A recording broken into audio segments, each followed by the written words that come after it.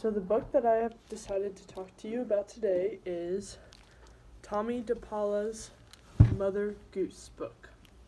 So as I've been reading through this, it is pretty much just a bunch of nursery rhymes, many different types. I've been reading through, and most of them I kind of know, and then there's some that I haven't heard before. But first, let's talk about the illustrations.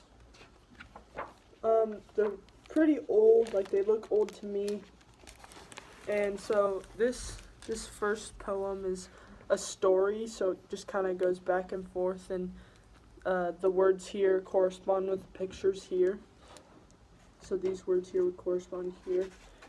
And then as you keep reading, then you can kind of see that the illustrations are kind of boxed in with the words that correspond with each one. But the illustrations are pretty simple, nothing too fancy or exciting. Just a few more illustrations. I'll show you a couple more. Uses lots of color. So as I was reading through, go back to this first story. As I said before, this is kind of like a poem that kind of tells a story. So there's more than a couple stanzas to this part. And then as you keep reading, let's go here. She kind of like groups some poems together in like a section that kind of had a theme to them. Like this section was animals, so he kind of grouped all the poems that were about animals.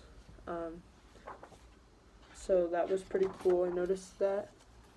Then here's another section, and it's kind of about love. So he grouped all the poems about love together. So I noticed that.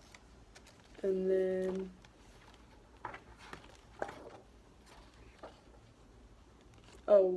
this is my favorite poem out of all of them, and it's mostly because in elementary we had to sing this poem in music class.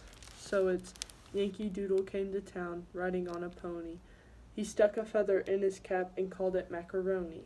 So in music class we had to sing that, so that reminded me of that.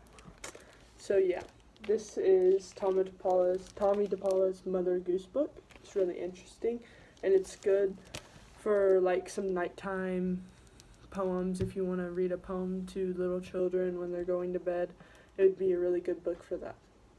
Thanks.